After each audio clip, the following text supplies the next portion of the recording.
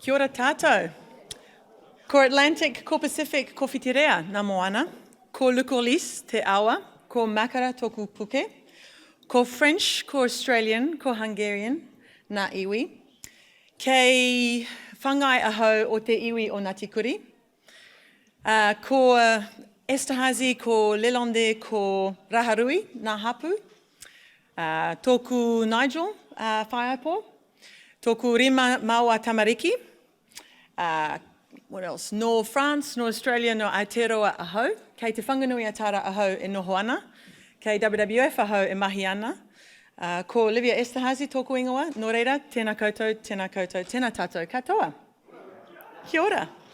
So as you might have heard, there's a bit of a mix in me today, and I just wanted to first talk about the beautiful connections that are being made in this room and the mahi already that's happening in this room. And first and foremost, our wonderful MC, Elizabeth, we have discovered that we are related. So her last name is Elizabeth Esther, and Esterhazy have actually got complete links. So we're going to go spit in a jar and figure out how close we are in terms of a DNA. But we're also all here because we love the moana.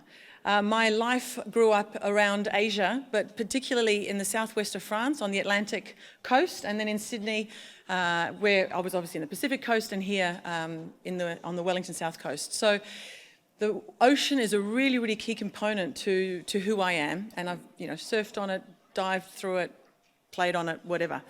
But those oceans, as you've heard this morning, are being hugely negatively impacted. And Dr. Tom Trinsky, who I highly admire, very much said, climate change and biodiversity loss or biomass loss is hugely important. It is dire where we are right now. And nothing from WWF International is changing that story, right?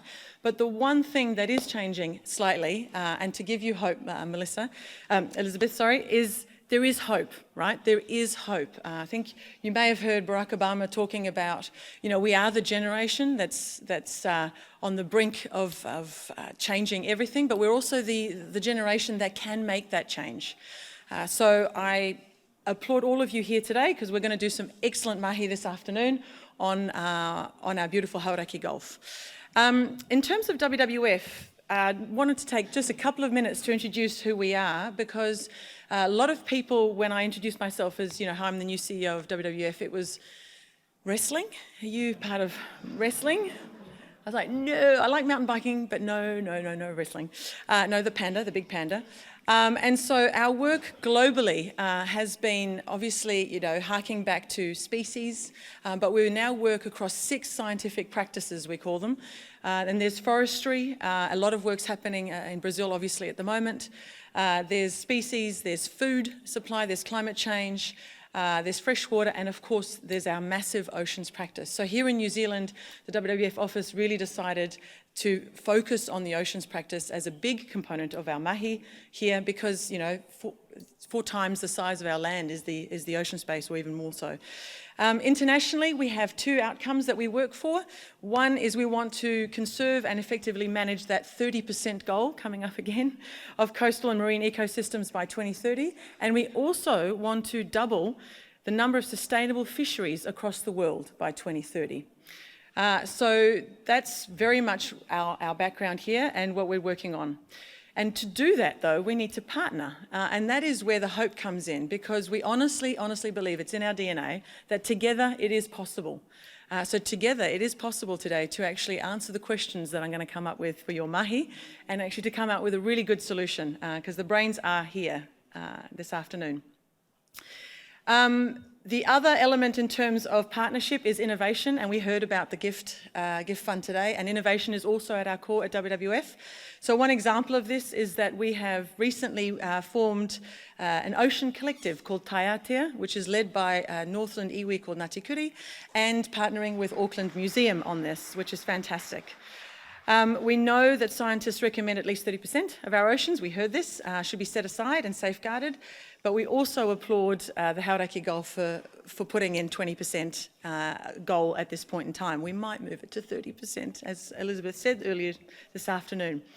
So I'm here to facilitate the afternoon for you. We are going to start off with 3 amazing presentations, after which we are going to set about and do some mahi together. Now, the group mahi sessions, we have selected 4 topics and they are splattered across the room, but I'm going to talk to you about that detail a little bit later on. First of all, you are going to sit back, relax a little bit longer and listen to 3 amazing speakers. The first speaker is Raywin Pert, and Raywin's going to talk about what mechanisms can we use to get to at least 20% of marine protection. Raywin is EDS's highly regarded environmental policy think tank. She has over 20 years professional experience in environmental law and policy, having worked as a resource management lawyer and policy advisor to business, government, and the not-for-profit sector. Now, when I started in this environmental space 2.5 years ago, and I first met Raywin, I was like, for those of you who probably know her, wow, amazing. Is there anything she does not know about this space? No. And let's remind ourselves that we have a member of the New Zealand Order of Merit in our midst with Raywin, who was awarded this for her environmental services to environmental and conservation policy this year. So a fun fact, though, about Raywin is that her dad bought a sailing boat for her and her sisters because they were starting to get a little bit too foxy and frisky and attracting the wrong type of attention when they were young. So her dad contained her onto a sailing boat and went sailing, kept them away from the naughty boys, or as my grandmother would say in France, the sharks with 2 legs on the beach. And that's how Raywin's love of sailing was born. So without further ado, Raywin, would you like to come up stage?